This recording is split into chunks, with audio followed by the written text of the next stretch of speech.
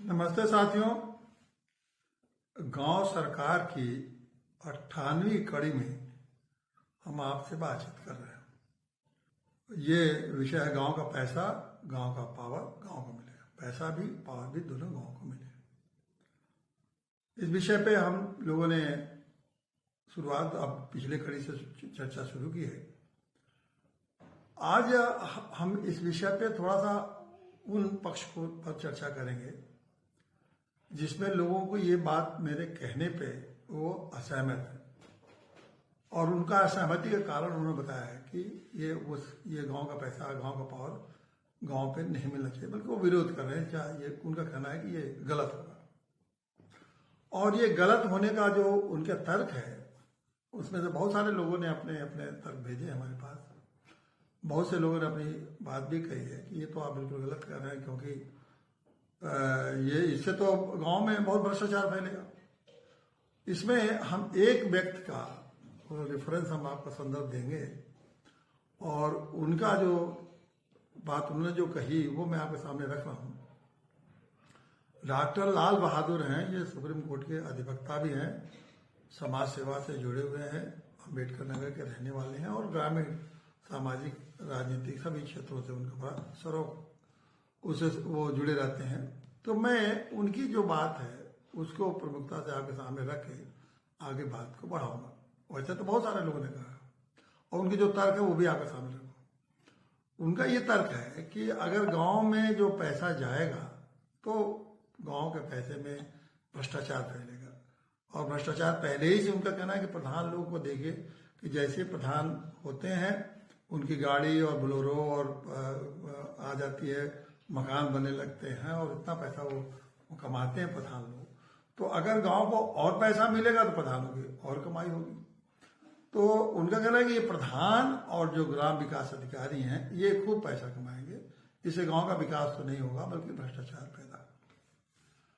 दूसरे जो प्रकार का जो तर्क है वो ये है कि ये गांव के अगर आप इतना पावर दे देंगे उनके विभागों का, तो गांव में इस पावर को प्रयोग करके लोग करने वाले हैं कौन को? तो गांव के लोग अनपढ़ हैं, जानते नहीं है कुछ, उनकी समझदारी नहीं है उन चीज़ों को। जो ये 29 विभाग चलेगा कैसे? ये तो एक मामूली चीज़ तो है नहीं कि 29 विभागों को चलाना। तो ये दो तर्क है कि न पैसा उनको गाँव को पावर मिलना चाहिए और न पावर मिलना चाहिए। और वो लोग ये समझते हैं कि ये जो सब व्यवस्था चल रही है इस व्यवस्था में ही अगर कुछ ऐसा हो जाए कि गांव में भ्रष्टाचार न हो पाए, प्रधान कमाने न पाए। तो इन लोगों की बात को मैं आगे बढ़ाता हूं कि जो दो तर्क है कि गांव में पैसा और भ्रष्टाचार फैलेगा पैसा जाने से। दूसरा है कि इनको पावर देने का, व्यवस्था चलाने का इन लोगों को अनुभव नहीं है, जानते नहीं है किस तरह व्यवस्था चलाई जाती है, तो इससे कोई फायदा होने वाला नहीं। इस बात देखिए, इस बात में सच्चाई है, और ऐसा नहीं है कि इस बात से मैं अवगत नहीं हूं कि गांव में अगर पैसा जाएगा तो भ्रष्टाचार फैलेगा, और गांव में ये भी सही है कि गांव में लोग इस व्यवस्था को चलाने के लायक नहीं है। ये भी दोनों बात सही है, लेकिन पूरा सच नहीं है इसमें लेकिन सच्चाई है इसमें। लेकिन मेरा ये मानना है कि ये जो बातें दोनों हैं, और इसको मैं जानता हूं, और इस जानते होने के नाते ही मैं बार बार इस व्यवस्था कहता हूं कि गांव सरकार बनाए। देखिए, ये जो लोग सोचते हैं, जो ये कह रहे हैं कि ये गांव को पैसा पावर नहीं मिलना चाहिए, इनकी ये सोच जो है ना वो वर्तमान व्यवस्था में है ना, जो वर्तमान व्यवस्था चल रही है। जैसे ग्राम पंचायत जैसा आज चल है, इसी व्यवस्था में सोचते हैं कि अगर इनको पैसा और पावर मिल जाएगा तो गांव में कोई फायदा नहीं होगा बल्कि भ्रष्टाचार फैलेगा।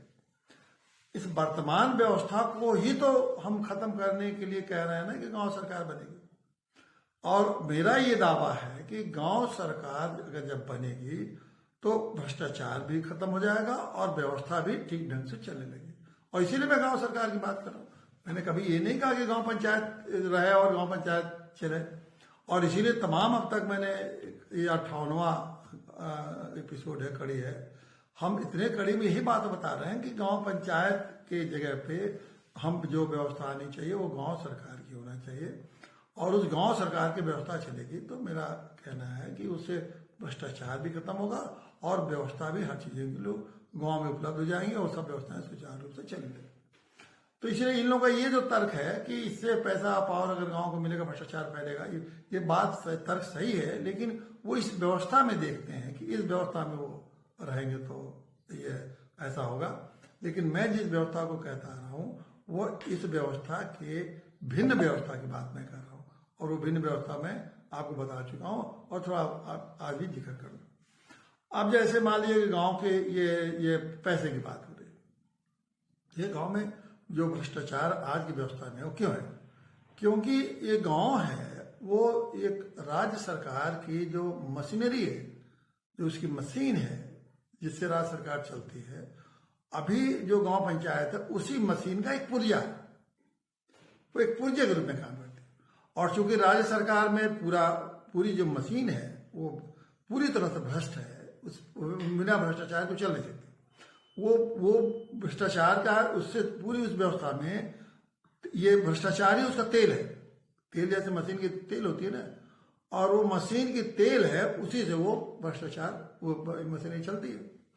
तो राज्य सरकार की इस मशीनरी का वो एक पुर्जा है, तो उसको भी उस भ्रष्ट व्यवस्था में उस मशीनरी के जैसे हर मशीन के हर पुर्जे को चलाने के लिए तेल चाहिए, तो हर पुर्जे को चलाने के लिए अगर तेल चाहिए तो पंचायती व्यवस्था को भी चलाने के लिए उसी तरह से तेल चाहिए। तेल का मतलब भ्रष्टाचार।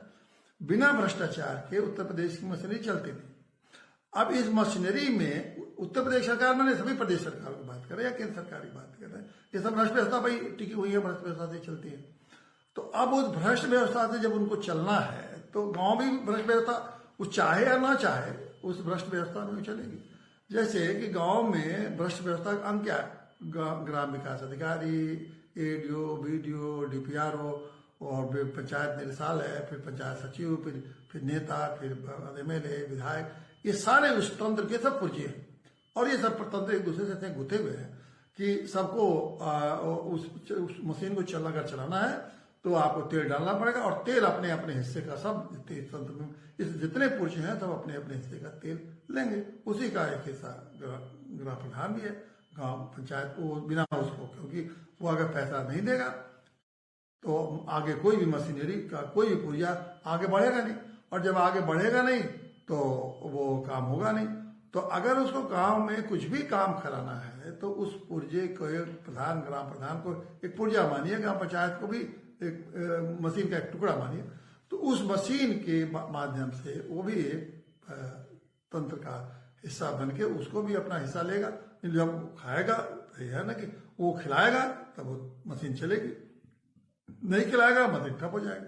तो जब प्रधान को इस मशीनरी को खिलाना है, इस पुर्जे में जितने पुर्जे हैं सबको वो खिलाना है, उसको खिलाना है मतलब उसको तेल पानी कर देना है, और वही भ्रष्टाचार है। तो जब उसको तेल पानी देना है तो उनको देगा, तो उनको खिलाएगा तो अपने भी खाएगा। तो उसी तंत्र में अगर इस तंत्र में प्रधान को ये समझिए कि बिना वो खाए वो व्यवस्था चल जाएगी ग्राम पंचायत की, तो संभव है, असंभव है, वो चल नहीं सकती। तो वो चलेगी तो तंत्र का जब तक हिस्सा रहेगा तो वो भ्रष्टाचार करेगा। हम लोग तो यही कह रहे हैं ना कि इसको तंत्र का हिस्सा नहीं बनने देना है। ये ग्राम सरकार की जो बात है वो ये कहना है कि हमारा कि इस तंत्र से जो राज्य सरकार का ये जो तंत्र है इस अलग स्वतंत्र तंत्र कर दे। इस राज्य सरकार की जो मशीनरी का वो पुर्जा न बन के काम करे, बल्कि ग्राम सरकार एक अलग मशीन बने, और वो जब अलग मशीन बन जाएगी तो इस तंत्र से अलग हो जाएगी। तो इस तंत्र का जो भ्रष्ट तंत्र है, जो सरकार का भ्रष्ट तंत्र बन चुका है, उस तंत्र का जब वो हिस्सा नहीं रहेगा तो अपनी मशीन को अपने ढंग से वो चलाएगा। अब तो हमारी जो व्यवस्था होगी उसमें ये देखना है कि ये मशीन ठीक ढंग से चल रही है कि नहीं चले, कहीं ऐसा तो नहीं कि वो मशीन में भी भ्रष्टाचार है। अगर इस ढंग से अगर आप सोचेंगे तब आप समझ पाएंगे कि गांव सरकार का क्या महत्व है। इस तंत्र का हिस्सा जब तक आप बनाए रखेंगे तब तक भ्रष्टाचार गांव में उसी तरह फले फूलेगा जैसे राज्य सरकार में और केंद्र सरकार में फल फूल रहा है, और तेजी से फैलेगा। जितना पैसा आएगा उतना लूट खसोट का नए नए तरीके निकाले जाएंगे लूटने के, खसोटने के, कमाने के, और वो आप उसको समझ नहीं पाएंगे। और समझ इसलिए नहीं पाएंगे कि जो राज्य सरकार का तंत्र है, अब आज की स्थिति क्या है, ये राज्य सरकार की मशीन कैसे चलती है, क्या व्यवस्था है, कौन कौन चला रहा है, ये गांव के लोग क्या जाने। गांव के लोग एक पुर्जे बन के उसमें रहते हैं, उनको पता ही नहीं है कि कैसे राज्य सरकार का पैसा आता है, राज्य सरकार कैसे खर्च करती है, राज्य सरकार के पैसा के कौन कौन किसके किसके पास वो व्यवस्था जानी है, किसकी संस्तुति लेनी है, किसका सैंक्शन लेना है, किसके जाके कागज बनवाना है, ये गांव के लोग क्या समझे, क्योंकि वो एक छोटे पुर्जे के रूप में काम करते हैं। उनको पूरी व्यवस्था के तंत्र को उनको समझ कभी आ नहीं सकती, और जब आएगी नहीं तो इसके खिलाफ वो कभी समझ ही नहीं पाएंगे। तो वो ही समझते हैं कि ये जो कुछ गड़बड़ी हो रही है गांव में वो प्रधान की गड़बड़ी हो रही है। वो बिल्कुल नहीं समझते हैं कि जो प्रधान कर रहा है वो उस हिस्से को मशीन का हिस्सा बन के कर रहा है, उस तंत्र का हिस्सा बन पर, और किस तरह से प्रधान को कैसे पैसा मिलता है, कहाँ मिलता है, कितना उसको देना पड़ता है, कितना वो खाता है, ये सारी चीजें उसके सामने तो रहती नहीं उन लोगों के सामने। तो जब वो मशीन ग्राम की व्यवस्था इस बड़े मशीन की अंग बन के काम करेगी तो निश्चित रूप से भ्रष्टाचार चलता ही रहेगा, कभी नहीं खत्म। इसीलिए हम लोग कहते हैं कि वो गांव सरकार का मतलब एक गांव की अलग मशीन, और गांव की जब अलग मशीन होगी तो अपने इस तंत्र का प्रभाव से मुक्त हो जाएगी, और जब इस तंत्र के प्रभाव से मुक्त होगी तो गांव के लोग उस मशीन को अपने ढंग से समझेंगे, उसके कल पुर्जे समझेंगे, उस मशीन में क्या क्या खामियां हैं, क्या कमियां हैं, कहाँ से उसमें गड़बड़ी है, उस मशीन को अपने ढंग से देखेंगे, समझेंगे और चलाएंगे। तो वो उस मशीन को चलाने के लिए मैं नहीं समझता कि गांव में तब भ्रष्टाचार की गुंजाइश रह जाएगी। और उदाहरण के लिए मैं बताता हूँ कि समझ लीजिए कैसे ये मशीन चलेगी। मान लीजिए जो आज गांव पंचायत की जो व्यवस्था हम कहते हैं कि गांव को पैसा, अब गांव में मान लीजिए 1 करोड़ रुपया गांव को मिलना है, 1 करोड़ रुपया, तो गांव को 1 करोड़ रुपया अगर मिल गया तो अभी जो गांव के नाम पर 1 करोड़ रुपया अगर मिलना है तो वो सारी व्यवस्था, क्योंकि उसका उस सरकार का अंग है, तो सरकार के माध्यम से विभिन्न विभागों से होते हुए और सरकार के गांव में पहुंचेगी, और गांव के तक जब पहुंचेगी तो ये जहां जहां से वो गुजर के जा रही है वो सारे लोग उसके अंग हैं, और सारे लोग जब तक उसे उस व्यवस्था में जब लगे हुए हैं तो सारे लोगों के भ्रष्ट व्यवस्था में, तो उस सारे लोगों को आप समझ लीजिए कि संतुष्ट करना पड़ेगा, तब वो व्यवस्था चलेगी, और आखिरी जो गांव तक पहुंचेगी तो गांव वाला कभी अपना हिस्सा लेगा और तब जाके व्यवस्था चलेगी। अब मान लीजिए कि गांव में एक सरकार अगर होती तो 1 करोड़ रुपया गांव में पहुंच गया, गांव का सीधे हमारा कहना है कि गांव का पैसा मतलब गांव को मिलेगा, 1 करोड़ रुपया अगर गांव को मिलना है तो सीधे गांव को पहुंच गया। अब गांव में 1 करोड़ रुपया आ गया। अब 1 करोड़ रुपया जैसे गांव में आया तो उस 1 करोड़ रुपये को क्या प्रधान जी थोड़ी खर्च करेंगे, या प्रधान जी को जाके किसी से ये थोड़ी पूछना पड़ेगा, एडीओ से, बीडीओ से, लेखपाल और डीपीआरओ से, डायरेक्टर साहब से, सरकार के किसी नेता से, सरकार में किसी अधिकारी से, नेता से कि ये कहाँ खर्च करें। वो क्या करेंगे, 1 करोड़ रुपया जब आ गया तो गांव सभा की बैठक होगी। गांव सभा के बैठक में ये तय किया जाएगा, लोग बताएंगे कि इस हमारे 29 विभाग हैं, इस 29 विभागों में किस विभाग में क्या क्या जरूरत है, गांव के लोगों को मालूम है कि कहाँ सफाई विभाग है तो सफाई के लिए कितना पैसा चाहिए, स्वास्थ्य के लिए कितना पैसा चाहिए, कृषि के लिए कितना पैसा चाहिए, रोजगार के लिए कितना पैसा चाहिए, लोगों पेंशन के लिए कितना पैसा चाहिए, ये सारी बातें उनको मालूम है। 29 विभाग है तो ये सभी 29 विभागों में गांव सभा तय कर देगी कि 29 विभागों में वो 1 करोड़ रुपए को बांटना है, तो 1 करोड़ में कह देगी किसी में 5 लाख जरूरत के हिसाब से, किसी विभाग को 3 लाख दिया जाए, किसी को 2 लाख, किसी को 8 लाख, किसी को जैसी जिस उसमें की जरूरत के हिसाब से।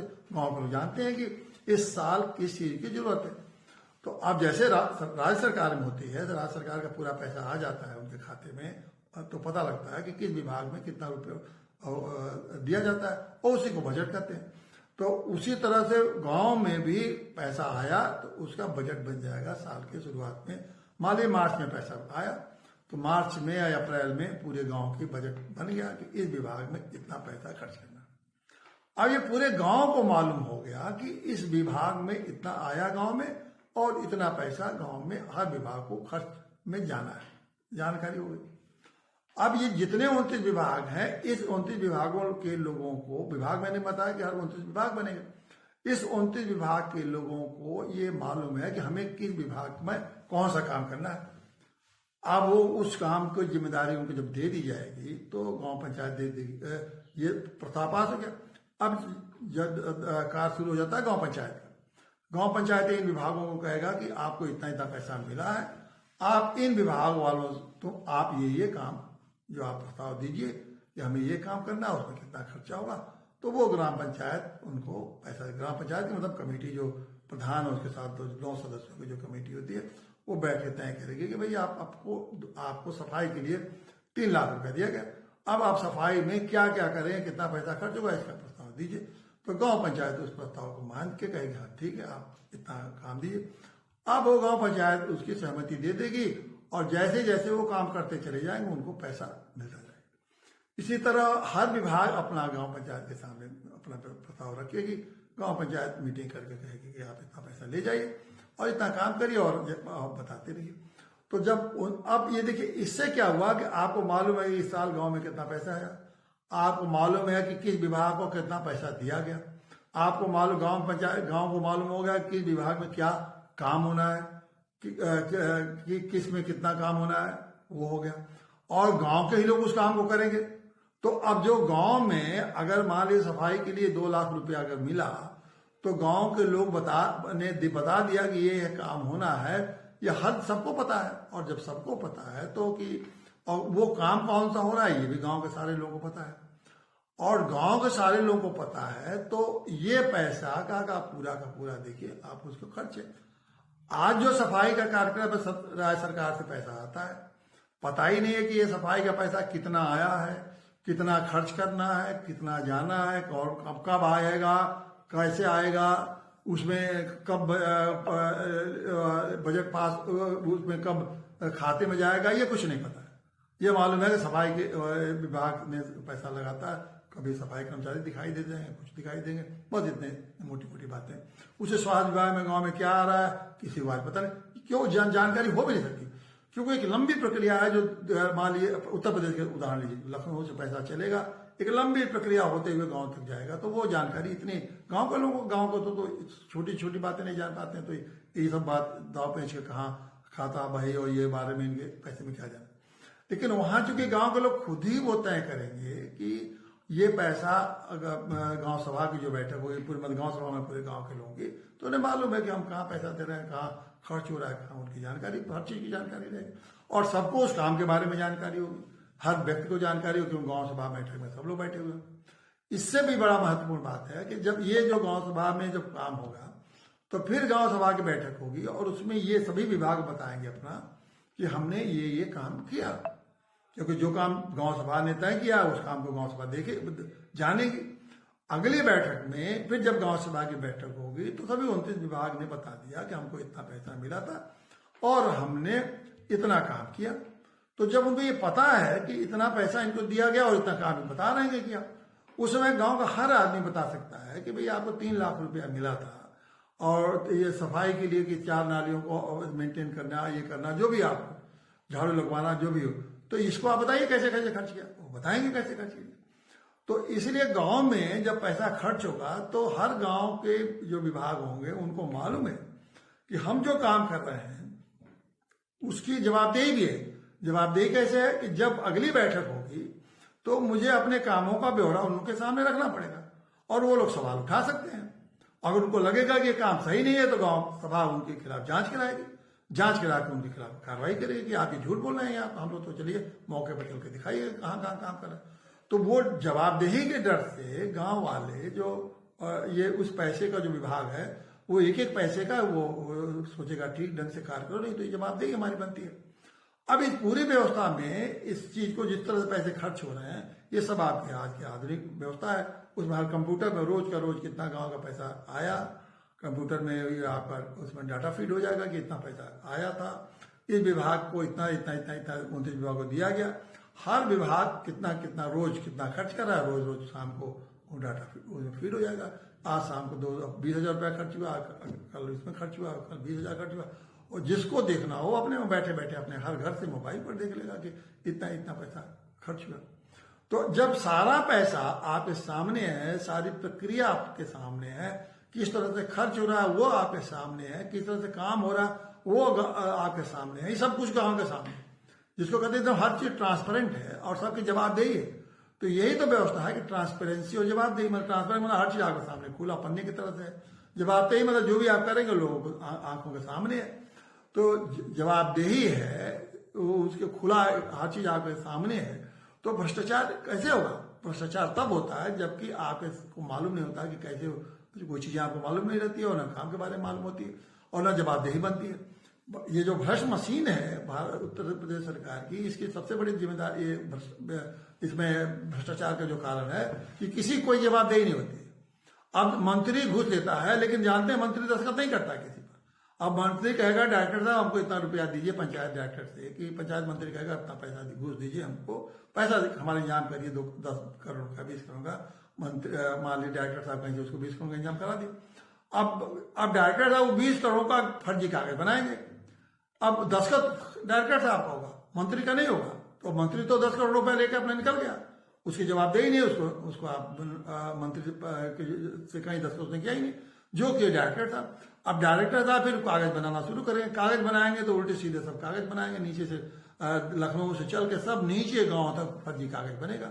अब गांव के लोग इस तरह से किस तरह उनको पता है कि मंत्री ने 10 करोड़ रुपए ले लिया, डायरेक्टर साहब किसी योजना में फर्जी कागज बना रहे हैं और ऊपर से नीचे कागज हो गए। दूसरी बात है कि अब इसमें जो अगर मालूम भी हो गया तो कार्रवाई कौन करते हैं? जो नीचे का अधिकारी से लेकर ऊपर तक ही मंत्री तक लगे हुए हैं। तो कार्रवाई भी आपके खिलाफ शिकायत करेंगे तो यही सब आपके खिलाफ उनके खिलाफ कार्रवाई भी करेंगे। लेकिन ये सब कार्रवाई भी क्यों करेंगे? जब सब मिले हुए हैं, सब एक दूसरे से कमा रहे हैं भ्रष्ट आचरण से, तो सब एक दूसरे को बचाने में लगे रहते हैं। तो जब सब एक बचाने में लगे हुए हैं, तो अगर आपको पता भी लग गया तो आप कर क्या लेंगे? और गांव के पास किसके पास फुर्सत है कि वो हर अधिकारी और के पास जाए और उनके भ्रष्टाचार के खिलाफ कार्रवाई कराए, और फिर जब सब मिले हुए हैं तो कौन खिलाफ उनके कदम उठाएगा? तो इस नाते जितनी भी भ्रष्ट व्यवस्था है उसके में वो कुछ नहीं कर सकता, बिल्कुल असहाय की तरह से उसको अपना जिंदगी बिताना पड़ेगा गांव वालों को। और ये हो रहा है, आप देख रहे हैं 70 सालों में तो यही हो रहा है ना, कि जब असहाय है, जैसे गांव वाले भाई अरे भाई लूट रहे हैं तो क्या हुआ, खा रहा है तो खा रहा है, मंत्रिया भी खा रहा है, अफसर भी खा रहा है, सब खा रहे हैं, तो हम लोग क्या कर सकते हैं? अब है जो है तो ऐसी बात करते रहते हैं। लेकिन जब सामने हर चीज है तो एक तो सामने ही उनको खाने का ही अवसर ही नहीं मिलेगा, हर चीज सामने है। जब सामने होगा तो कुछ, और सबकी जवाबदेही है, क्योंकि हर बार हर मीटिंग में बात उठेगी। तो इस तरह से ये कहना कि अगर गांव में पैसा जाएगा तो भ्रष्टाचार और बढ़ेगा, ये बिल्कुल समझ लीजिए कि इस व्यवस्था से तो हम नहीं बात करें, लेकिन जिस व्यवस्था को हम गांव सरकार की व्यवस्था करें, और वो गांव सरकार की व्यवस्था मैं पहले भी कह चुका हूं कि ये हम कोई नई व्यवस्था नहीं कर रहे, वो व्यवस्था पहले से है, बस उसको क्रियान्वित नहीं हो रहा है। गांव सरकार की व्यवस्था है। क्यों? कि धारा 15 में जैसे मैं बताता हूं, उन्होंने लगा दिया कि राज्य सरकार के निर्देशों पर ही गांव पंचायत काम करेंगे। अब राज्य सरकार निर्देश देती है कि हम पैसा रखेंगे, हमारे सरकारी अधिकारी रखेंगे, हम देंगे आपको, हम आपका विकास करेंगे, तो इसीलिए वो व्यवस्था हट गई। अगर वो अधिकार हट जाए, वो जो धारा 15 में जहां ये लिखा है कि राज्य सरकार के अधीन काम करेगी, सिर्फ वो हट जाए तो क्या व्यवस्था हो जाएगी? वो हट जाए तो हो जाएगा कि अपना गांव अपना खुद करेगा। तो देखिए गांव बिल्कुल अपना, गांव जब करने लगेगा तो सारी व्यवस्था उसके हिसाब से चलेगी, वो सब अपना काम करेंगे लोग। दूसरा ये जो मुद्दा है, ये तो भ्रष्टाचार का मुद्दा। दूसरा जो महत्वपूर्ण बात है कि गांव के लोग कैसे इस अपनी व्यवस्था चला कर, ये भी सही है कि गांव के लोग अभी इस बारे में जानते नहीं कि कैसे है। लेकिन आप ये बताइए कि जिस दिन जब ये व्यवस्था लागू हो गई है गांव सरकार की, तो ठीक है पहले दिन, वो पहले साल 6 महीने के अंदर वो नहीं जाती, लेकिन अब गांव में ऐसा वो जमाना तो है नहीं कि गांव में अनपढ़ गंवार और सारे के सारे लोग हैं या पढ़े लिखे लोग नहीं है। अब तो गांव में हर जगह BA में पास होने कमी नहीं है, समझदार लोग हैं, और हर आदमी कुछ करने की जज्बा भी रखता है कि हमें कुछ करना चाहिए। लेकिन अब उनको जब अवसर मिलेगा तब ना उनका आकलन आप करेंगे कि वो व्यवस्था अपने चला पाएंगे नहीं चला पाएंगे। अब जैसे कि मान ली गाँव पंचायत बैठी, अब गांव पंचायत में अगर 10-20 लोग भी पढ़े लिखे लोग हैं, समझदार लोग हैं, तो बात तो सामने रखेंगे ना कि गांव की ये जरूरत है, और उस तरह से वो योजना बनवाएंगे, उस तरह से कहेंगे कि इस गांव में जरूरत है। हम मान लीजिए 1 मिनट के हम मान लें कि उनको अभी उतना जानकारी मान लीजिए नहीं होता है, ठीक है। अगर जानकारी नहीं है तो गांव पंचायतें अपना हर विभाग के लिए अपना विशेषज्ञ रख लेंगे, और विशेषज्ञ लोग मतलब जैसे मान लें कृषि का कोई विशेषज्ञ है, कोई नियम का कानून का विशेषज्ञ है, जानने वाला है, उनको अपना गांव पंचायत है उनको 500-1000 रुपया दे के महीने में कभी जब मीटिंग में बुलाना हो तो बुला के पूछ लेंगे, भाई आप बता दीजिए कि हम लोग इस काम को कैसे करें। और जैसे जैसे वो 1-2-3 साल तक ये इस व्यवस्था को चला लेंगी तो उनको सब कुछ जानकारी हो जाएगी। ये तो शुरुआती दौर का है ना, शुरुआती दौर में लगेगा कि हम इस व्यवस्था को कैसे चला पाएंगे। अभी तो व्यवस्था चला ही नहीं रहे, अभी तो वो एक पिछले लोग कुछ नहीं कर रहे। अभी तो जो कर्मचारी आते हैं प्रधान जी को कहते हैं वो चल रहा है, उनको उनसे कोई मतलब नहीं उस व्यवस्था से। लेकिन जब वो इस व्यवस्था को खुद चलाने लगेंगे तो भी एक दूसरे से सीखेंगे, नहीं सीखेंगे बाहर के लोग बुला के सीखेंगे, विशेषज्ञ को बुला के सीखेंगे, वो हर विषय को पैसा देकर उनसे सीखेंगे। जैसा होता है अपने लोगों को ट्रेनिंग, अपने गांव के लोगों को ट्रेनिंग पर भेजेंगे, आप जाके इस काम को सीख के आओ। तो हम सीख के आओगे तो हम यहाँ तुमको रोजगार देंगे और पैसा देंगे तुम्हारे काम के लिए। तो जब वो रोजगार और पैसा काम के लिए देंगे तो वो लोग जा जाकर खुद सीख के आएंगे। तो जैसे ही ये पैसा गांव में आएगा, जब व्यवस्था चलने लगेगी तो खुद ही पैसे के लिए, पैसा प्राप्त करने के लिए लोग खुद अपने सीखेंगे। लोग ये काम सीख लो तो हमको पैसा मिल जाएगा, गांव में ये काम सीख लो तो हमें पैसा मिल जाएगा और हमको गांव में ही पैसा मिलेगा। तो ये साल 2 साल 3 साल में आप देखेंगे कि हर गांव के तमाम लोग एक तरह से उनमें अंदर ये हुनर आ जाएगा और हर काम करने के लिए आ जाएगा। हर व्यवस्था में ऐसी होती है, शुरुआती दौर में लोगों को 2-4 लोग जानकार होते हैं और उसके बाद धीरे धीरे वो 2-4 से 10 से 20 सैकड़ों पे। हम लोग जो व्यवस्था बनाना चाहते हैं, हम लोग चाहते हैं कि गांव का हर आदमी गांव की व्यवस्था चलाने के लिए हर किसी न किसी क्षेत्र में वो खुद गुणवान हो जाए, स्किल्ड हो जाए।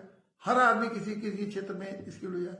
एक उदाहरण के लिए मान लीजिए मिट्टी का जांच करना है तो गांव के मिट्टी का जांच करने का आदमी एक गांव में खुद तैयार हो जाए, उस व्यवस्था को और मिट्टी जांच करने वाला तैयार हो जाएगा। उसी तरह से ब्लड टेस्ट, शुगर टेस्ट और ब्लड प्रेशर टेस्ट करने के लिए गांव में खुद आदमी तैयार हो जाएगा। तो वो खुद सीख रहा, उसको पैसे भी मिलेंगे। मिट्टी जांच करने वाले को उसको पैसा मिलेगा, जो ब्लड शुगर टेस्ट करने वाला ग्राम पंचायत उसको पैसा देगी, वो सीख लेगा। तो इसी तरह से हर विभाग का जो भी काम है वो धीरे धीरे गांव में 2-3 साल 5 अधिक से अधिक, मैं कहता हूं अधिक से अधिक 5 साल लग जाएगा। और 5 साल में आप देखिएगा कि गांव के लोग हर काम को जानते हैं। आज तो गांव के लोग कुछ नहीं जानते हैं, बस केवल वो क्या करते हैं कि 2-3 काम जानते हैं। एक तो अधिकारियों के पीछे पीछे घूमना, नेताओं के पीछे पीछे घूमना, और बहुत से कुछ गांव ऐसे हैं जो दलाली करते हैं। कोई योजना आ गई सरकार की तो उसमें गांव वाले जाके उसमें दलाली करते हैं कि भाई कुछ पैसा उससे मिल जाए, और इसके अलावा कुछ जानते ही नहीं है। उनको मालूम ही नहीं है कि गांव में अगर ये सरकार का जो इतना योजनाएं हैं, इस योजनाओं को लागू कर दिया जाए तो गांव में तो खुद ही न पैसे के, ये ऐसी चीजें उनको हुनर सीखना पड़ेगा कि उनको उस हुनर को, बहुत लोगों को हुनर सीखना पड़ेगा अगर उन सारी योजनाओं को लागू करना। और जब हुनर सीखेंगे तो गांव के लोग का काम करेगा, गांव के लोग काम करें तो गांव पंचायत उनको पैसा देगी और हर तरह का गांव विकास होगा। और ये जब विकास इस तरह से हो जाएगा, गांव में जब पैसा आ जाएगा, गांव के जब हुनरवान लोग हो जाएंगे तो गांव का आप देखिए चाहे आप कुछ भी इसका विरोध करिए, गांव सरकार का अगर हम जो कह रहे हैं कि गांव का पैसा और गांव का पावर गांव को मिले, आप इसका विरोध करिए, कितना भी विरोध करिए, जिसके भी उल्टे सीधे तर्क दीजिए और गांव वालों को आप कहिए कि वो मूर्ख हैं, उनको कुछ नहीं मालूम है, भ्रष्ट हैं, जो कहिए, और हम आपकी बात माने कि ऐसा अगर है, तब भी मैं आपको बता रहा हूं कि इस देश को, अगर इतने बड़े देश को जिसकी आबादी इतनी बड़ी आबादी है, जिसका 1.5 अरब की आबादी है, इस देश को अगर आप संपन्न बनाना चाहते हैं, नंबर 1, खुशहाल बनाना चाहते हैं, नंबर 2, तीसरा चाहते हैं कि देश की सभ्यता और संस्कृति अगर बची रहे, सभ्यता और संस्कृति में कह रहा हूं, जो हमारी सभ्यता है, सभ्यता का मतलब जो हमारा जीने का तरीका है, और संस्कृति का मतलब यह है कि जो हमारा, जिस तरह से हम आपस में अपने जिंदगी को आगे बढ़ाते हैं, जिस तरह तौर तरीके अपनाते हैं, जो परंपराएं मानते हैं, जिस तरह से आपसी संबंध बनाते हैं, ये लोगों में किस तरह से हमारा एक दूसरे के प्रति जो हमारी भावना रहती है, ये सब संस्कृति, यही संस्कृति है हमारे जीने का तरीका है। हम देवी देवता की पूजा करते हैं, हम फिर वृक्षों की पूजा करते हैं, हम पशुओं की पूजा करते हैं, ये हमारी संस्कृति है, इस तरह जो जीने की। अगर आप चाहते हैं कि हम संपन्न हो, आप चाहते भारत संपन्न हो, आप चाहते हैं कि भारत खुशहाल हो, आप चाहते हैं कि भारत में सभ्यता रहे, बहुत हद तक सभ्यता खत्म हो रही है, लेकिन अगर चाहते हैं कि सभ्यता हमारी पुनर्जीवित हो, आप चाहते हैं कि हमारी जो संस्कृति उसको पूरी तरह से नष्ट न हो जाए, नष्ट हो रही है, बड़ी तेजी से नष्ट हो रही है, वो पूरी तरह से नष्ट न हो, तो आपको गांव सरकार के अलावा कोई विकल्प नहीं है। इसको आप लिख लीजिए कि मैं हर आदमी से कहता हूं कि इसके अलावा कोई विकल्प है तो मैं उस विकल्प देने वालों को पूरी रूप से खुलेआम चुनौती देता हूं कि अगर आपके पास कोई विकल्प की है तरीका तो बताइए। और मैं नहीं समझता कि कोई भी, चाहे लेके यहाँ से दिल्ली, यहाँ से लेके गांव से लेके, और जो नीति आयोग बैठा हुआ है, बड़े बड़े योजनाएं बैठे हुए हैं, बड़े बड़े सलाहकार बैठे हुए हैं, बड़े बड़े लोग अपना चिंतक बैठे हुए हैं, अगर इसका मैं उन सबको चुनौती देता हूं कि इसके अलावा अगर आपके पास कोई विकल्प हो तो बताइए, और नहीं तो इस देश का, ये कुछ लोग इस देश में होगा, ऐसा नहीं है, कुछ लोग बहुत संपन्न होंगे, और संपन्नता का तो आप नमूना देख लिया आपने। और बता दे रहा हूं, एक ही उदाहरण बहुत है कि कुछ लोग संपन्न होंगे तो क्या होगा। अभी आपने आज 2-3 दिन के अंदर एक खबर आई है कि अंबानी साहब ने 10,000 करोड़ की एक कोठी खरीदी है इंग्लैंड में। अब वो इंग्लैंड बचेगा। 10,000 की ये जो कोठी है उनकी 300 एकड़ में बनी है। अब वही वो पूरा परिवार के साथ रहेंगे। अब देखिए, एक जमाना हम लोग कहते थे ना कि अंग्रेज जो है आए जब शासन करने भारत में, तो वहां का पैसा यहाँ भारत से कमाते थे और ले जाके विदेशों में खर्च करते थे, और अपने देश ले जाते, इंग्लैंड कमा के ले जाते थे। अब देखिए कितना जल्दी आ गया, 70 साल में आ गया। अब अंबानी जो है भारत के सबसे धनी आदमी है। भारत का पैसा कमा के, ये जो उनको जो पैसा का अतुल संपत्ति उनकी जो बनी है, इतनी हैसियत हो गई या खरबों की, तो ये भारत से ही कमाया है ना। भारत का कमाया हुआ पैसा अब वो कहाँ खर्च करेंगे, इंग्लैंड में खर्च करेंगे, मतलब चला गया। अब वो 10 करोड़ का तो मकान खरीदे हैं, अब धीरे धीरे अपना सारा व्यापार जो है भारत से खींच के इंग्लैंड और यूरोप और अमेरिका तमाम देशों में फैलाएंगे, क्योंकि ये हमारे पैसा कमाने वालों की है ये भावना है। तो ये देखिए, जो मैं कह रहा हूं कि ये पैसे जो वर्तमान व्यवस्था चल रही है उसमें लोग धनी होंगे, संपन्न होंगे, लेकिन वो संपन्न होंगे, हजारों लोग पैसा यहां से कमा के ले जा चुके हैं, और अब लोग सिलसिला जारी हुआ। और ये चूंकि इनसे छोटे मोटे लोग हैं, ये छोटे मोटे भी मतलब अरबपति हैं, लेकिन बहुत बड़े अरबपति हैं, खरबपति हैं, तो इनका जाना समझ में आ गया।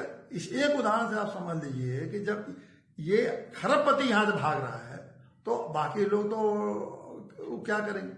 तो ये आने वाले समय में जो संपन्नता आएगी वो आपका पैसा लूट के विदेशों में लेकर जाएंगे, वहां रहेंगे, और वहां से फिर ऐसा नहीं कि अपना व्यापार यहाँ सब समेट लेंगे, वहां से कंट्रोल करेंगे, भारत का पैसा खींचते रहेंगे, और लेकिन लगाएंगे वहां, यहां से खींचेंगे वहां लगाएंगे। तो एक नए ढंग की गुलामी इस विदेश में होगी। तो हमने भारत को, मैंने कहा कि जो गांव गुलाम है, तो शहर के लोगों ने, अब देखिए शहर के लोग गांव को गुलाम बनाए हुए, अब फिर भारत एक गुलामी की तरफ बढ़ रहा है। और वो गुलामी कहते हैं कि भारत के लोग ही विदेशों में जाके वहां से भारत को गुलाम बनाएंगे। अब और वहां जो नौकर रखेंगे, किसको, विदेशी लोगों को अपने साथ नौकर चाकर रखेंगे, और सब मिल के भारत को फिर वही चूसने का नए ढंग की गुलामी भारत में अब शुरुआत हो जाएगी। तो इसीलिए हम कह रहे हैं कि आप कम से कम इस गुलामी से जितना जल्दी मुक्त हो जाइए, नहीं तो आप भी, गांव के लोग तो पहले से गुलाम ही हैं, और जब पूरा देश ही गुलाम हो जाएगा तो आप गुलामों के गुलाम होंगे तो क्या हैसियत होगी। तो इसीलिए मैं आपको बार बार समझाता हूं कि अगर आप इस भारत देश के गुलामी से मुक्त होकर गांव को आजाद कर लेंगे, तो अगर ये गांव को आजाद कर लेंगे तो इन पर आप निर्भर नहीं रहेंगे, और जब इन पर निर्भर नहीं रहेंगे, अपनी व्यवस्था खुद चलाएंगे, तो आप पर उसका इस गुलामी का आंच भी नहीं आ पाएगा। और नहीं तो अभी तो आप गुलामों का गुलाम है, तो ये तो गुलाम अब दोबारा गुलाम फिर बनने जा रहा है। भारतीय जितने हैं देखिएगा, देखते देखते आपको, ये नहीं कहता हूं कि 5 साल 7 साल में 20 25 50 साल में फिर गुलाम हो जाएंगे सब, इस तरह गुलाम होगा, सीधे ही गुलाम। ये गुलामी अब आएगी भारतीयों के द्वारा, भारतीयों पर गुलामी आएगी, तो ये गुलामी रहेंगे विदेश में सब, और भारत को गुलाम बना के अपनी व्यवस्था चलाएंगे। लेकिन इसके लिए मैं कहता हूं कि आप इनसे मुक्त होना है, तो आप इस स्थिति को समझ लीजिए। तो इसीलिए फिर से एक बात बताऊं कि इस भारत को अगर, गांव को अगर जब तक आप गुलामी से मुक्त नहीं करेंगे, तो अगला समय आपके लिए और बुरे आने वाले हैं। और बुरे आने वाले तो इसलिए अच्छा है कि जल्दी जल्दी आपको पहले तो सरकार से अपने की गुलामी से, गांव को गुलामी से मुक्त करा दें। गांव को गुलामी मुक्त करेंगे, अपना तंत्र खुद चलाएंगे, और जब अपना तंत्र चलाएंगे तो अपने संपन्न भी होंगे, अपने खुशहाल भी होंगे, अपने सभ्यता अपने को सुसंस्कृति और सुसभ्य भी बनाएंगे। क्योंकि हर गांव अपना देश का, हर गांव अपने ढंग का एक अलग गांव है, और हर गांव अपने को सुसंस्कृत और सभ्य बनाएंगे।